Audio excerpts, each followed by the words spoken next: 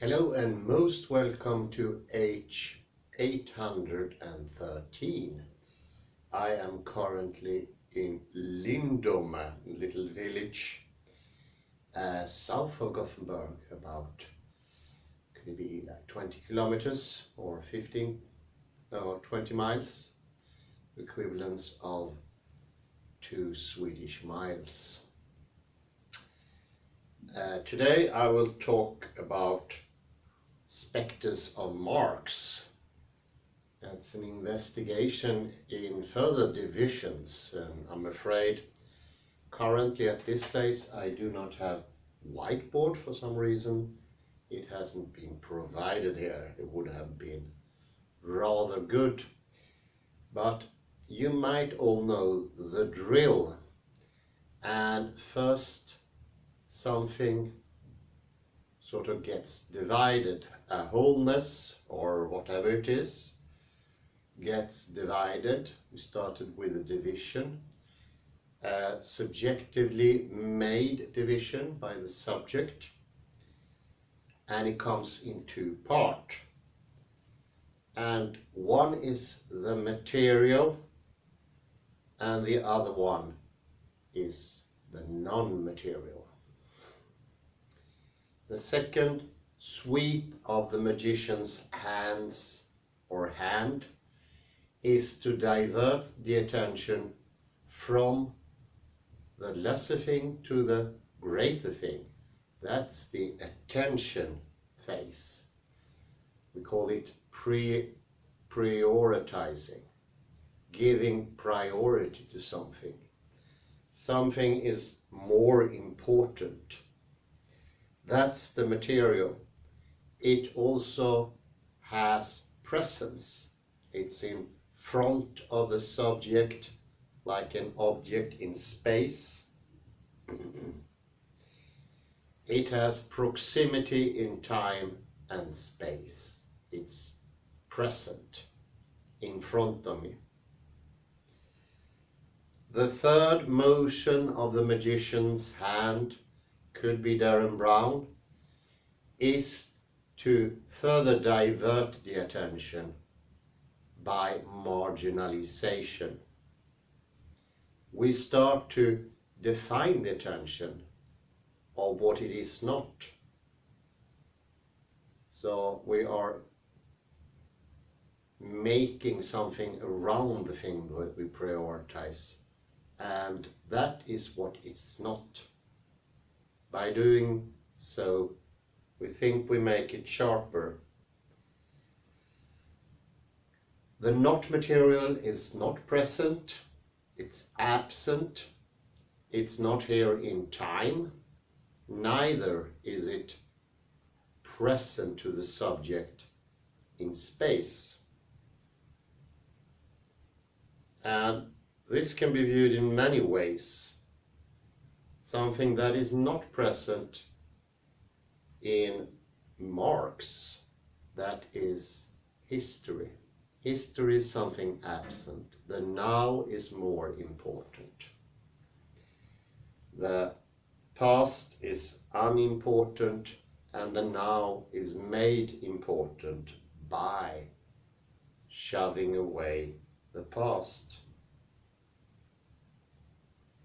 It's also the thing that although Karl Marx is an armchair ideologist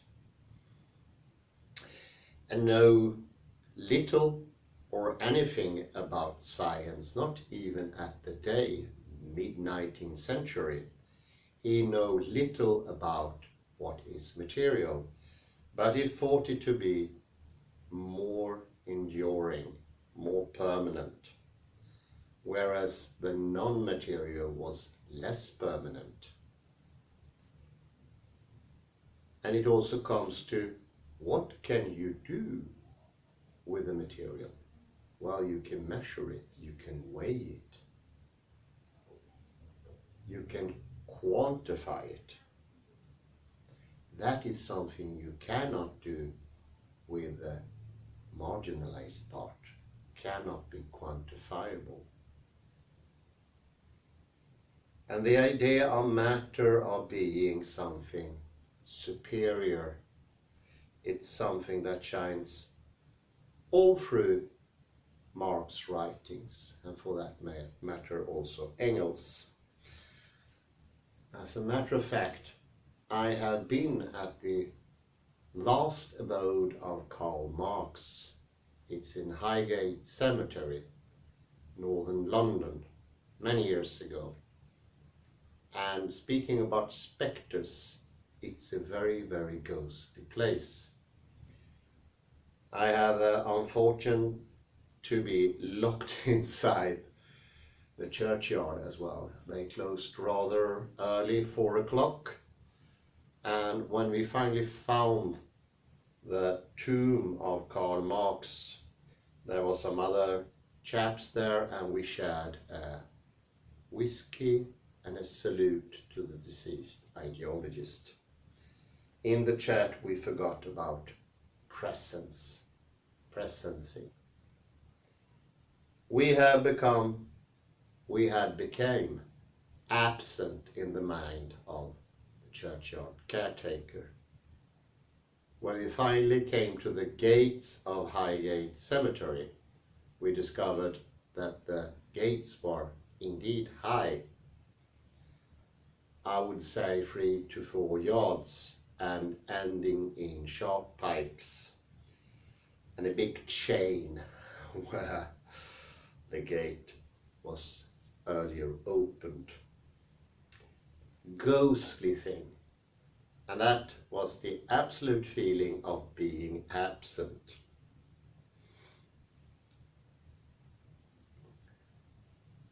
This whole division is something that founds all of the Marxist ideology, the idea of presencing, but also the dependence on what it's not. To be something like matter to Karl Marx, who knew little about these things, had no practical experience. What could be the force to give matter this fantastic power? Well, it came about from his own energy. He had to take from what he had to make something forcible out of matter. And in that way it became dependent, codependent. Matter was dependent on what it was not. That is not an ideal situation. There is an original lack because of the division. Once the division is made, it becomes dependent on what it's not.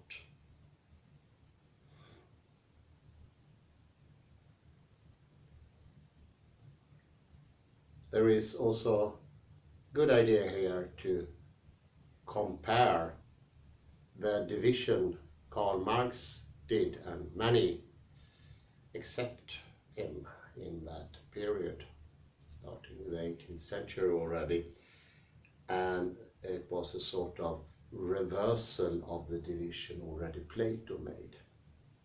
Plato said that the ideas that were more important and matter less so.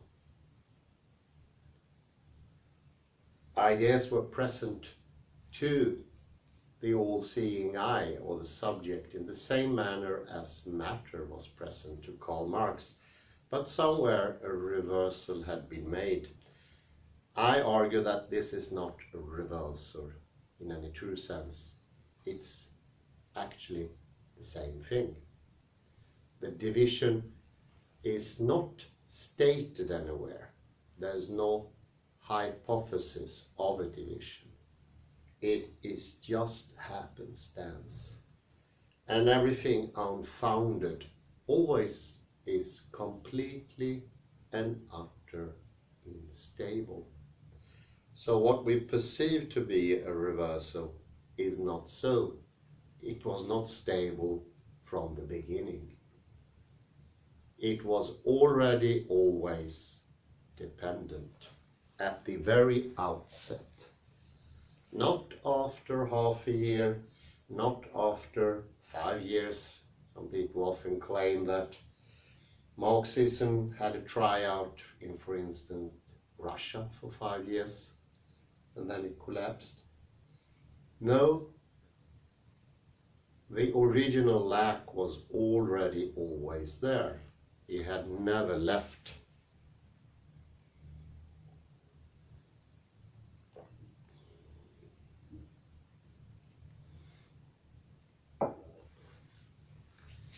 Actually, the matter of Karl Marx was always already haunted by what it didn't want to be, its absence.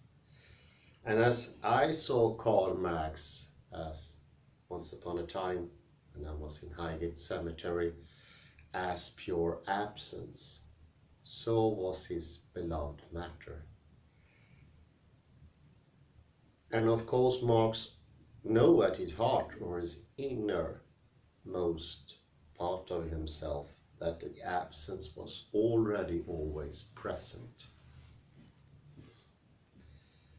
And the more you hunt presence, the more you hunt to be with the thing you seek, the less you get it. Because it's absolutely complementary or codependent. It's the same thing as chasing one's own tail if you're a cat or a dog, or a squirrel for that matter too.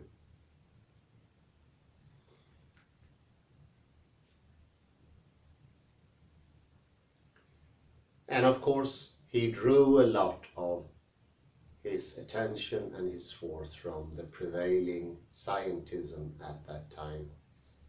And that was a strong force in the idea of materialism, if it is an idea at all.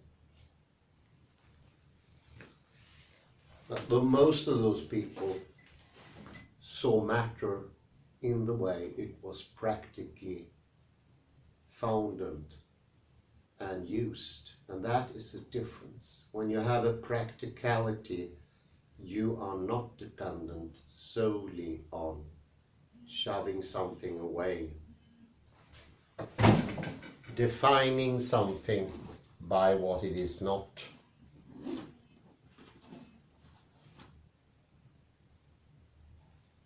So in many ways, Karl Marx was more dependent on constantly defining his own concept from what he did not like, supposedly, from what he did not think was of value to anyone.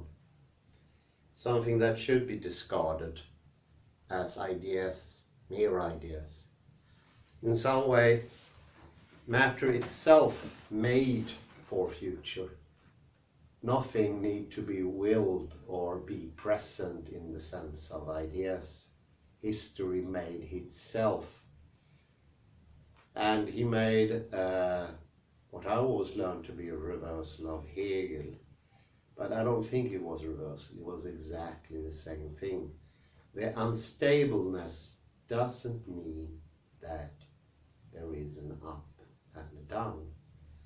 It's just the same as you can't say that, for instance, the sun is up. Well, from the perspective of the earth you can say that, but you can't find an up on the sun, as well as you can't find it down. From where will this up stem? From where will this down stem? And from where would the force of matter stem in Karl Marx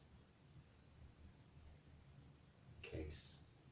It couldn't stem from otherwhere from his own division, that he constantly, personally, subjectively had to uphold. And you said, you could say many people got affected by his idea and also thought that matter was important and ideas less important. No, I say no here. his effect was imbalance, disbalancing the system. But everyone that, so to speak, was affected by Karl Marx was done so in different ways, because the division cannot be firmly established. And every single human being make that division differently, just because they are situated differently, they are different. So it's not sameness that came out of Marxism. People did not believe in the same thing, but maybe they were all disturbed, they were all shaken in some way, not all of them, but most of them. And it's this shaking we mistaken from an affection, that you are getting influenced. Karl Marx never ever could make any influence. That can only be done by doing something. And he never did anything. He upheld these divisions within himself. And this is very similar to what I would say is more or less a very common thing today. And that is almost like an autoimmune disease, like allergy or asthma. It attacks itself. In order to establish matter, he had to take from himself. He needed to put energy, thought energy, in upholding the polarity that gave him a little leeway, he thought. It's the same thing as eating one's own arm if you are at the ship, stranded on a deserted island. It will not work because the absence is always already there. It's not the same thing as eating a good pie. It will directly affect you. What Derrida tries to do is to heal Das Kapital and the ideology of Karl Marx. Heal it from the dance of absence and presencing, existing and non-existing. Contradictions that never got established and never were founded in practice by doing things. It was just happened to be in the time era where this was the only sensible thing to do. And of course it's connected to modernism. It's a modernistic trait in Marxism. They celebrated whatever was new, and they did so in a way that always was affected by the past. Another thing they tried to get away from. In whatever context would you name a child tractor or electricity, this was actually common in many Marxist countries. This was a celebration to modernity. Come here, tractor, don't play with electricity too much, you might get a shock. And this is what you see in so many different Marxist vocations, eradicating the past even, when it's not enough within yourself to have an imbalance. You spread the imbalance, and the imbalance in the end gets like an autoimmune disease attacking itself. And this may be to an increased degree in Marxism, that sort of takes polarities and make them even stronger and stronger. I start thinking about the Cultural Revolution in China, when it was not enough to obliterate history from your mind and castigate it, send it away like a scapegoat. You needed, after a while in this autoimmune parasitic arm-eating venture, You needed to eradicate it from reality itself, chopping away statues from the mountains, burning all books in China, setting even people to fire who was afflicted by the old. Getting rid of the old so one could be completely present and here as well, in the search of the present. It went even too far in China, even for the taste of the most materialistic searching person, Mao himself. So in the end, he was the one who decapitated and ended the Red Revolution within the country, the autoimmune system. He had them all shot, although he started it himself.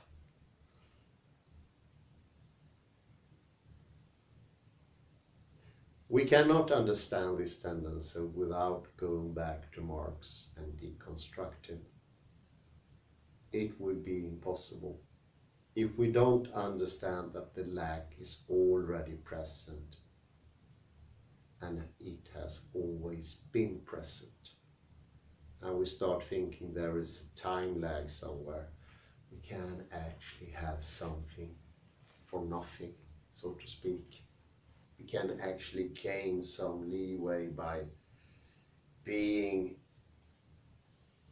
cannibalists to ourselves. We cannot, and I think this is a very good example of what is happening in modern life. In modern day society, this division, conquer and divide if you want, and the trial to obliterate the thing that our presence definitions are dependent on. It causes great harm, and a compromise is equally as bad. It's needed for something new, and the new can only be found in action. As long as we linger on in this tug of war, dragkamp, it will never end. We need to lay the rope down and walk further, and that is done by action. We need to do things. This polarity never constructs anything, and that's typical of it, because you are not doing anything. You are just upholding differences. It's literally you tense one part of the body and you get too flaccid in the other. That does not cause action. It's a passivity. Yes, it's a passivity. It's passivity in that sense that for true placement and true direction and an energy, to have a foundation instead of just trusting divisions that was already made and made by chance. We need to have a foundation for everything, and from that construct, and that conscious direction. You make a conscious decision to divide something instead of it just being there. Never hypothesized, never thought of, just happenstance. Then you build in something unfortunate into the system, and it's a good measure of complete chance, and that inflates or put an inflation into the system. Well, currency is a good thing. Currency was one of those matter manners that Karl Marx and Engels thought to be so solid. Everything can go through inflation. Matter can go into inflation. Gold can do it. It happened before, it will happen again. And even the working hours of the workers, and maybe even the electric goals achieved in Russia, the Soviet Union, Cuba, Red China, North Korea, even those gets obliterated in the constant struggle to be present somewhere, like catching one's own tail. Well, it's a ghost story, and I think it should be told like a ghost story. And although the Highgate Cemetery is completely true, it makes an excellent frame for this gruesome tale. And I would say even to this day, oddly enough, the ghost of Karl Marx is still haunting the world in our ideas of what is proper, what is just, what is equal. Always already dependent on a division never thought of, never constructed, is unconstructed by the demiurge or someone else. Division is what it all is founded on. I say thank you very much and have a most pleasant afternoon. Bye bye.